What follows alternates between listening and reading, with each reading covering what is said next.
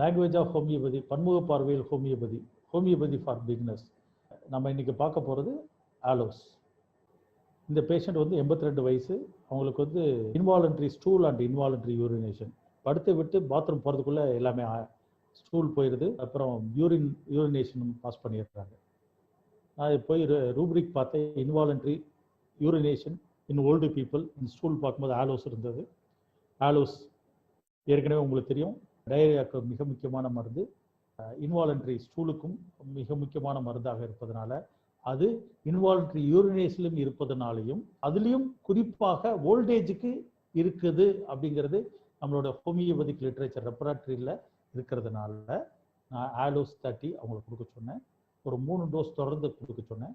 3 நாள் எடுத்தாங்க, அப்படியே கம்ப்ளீட்டாக நின்றுச்சு. இப்போ வந்து C is free from involuntary urination and stool. Thank you.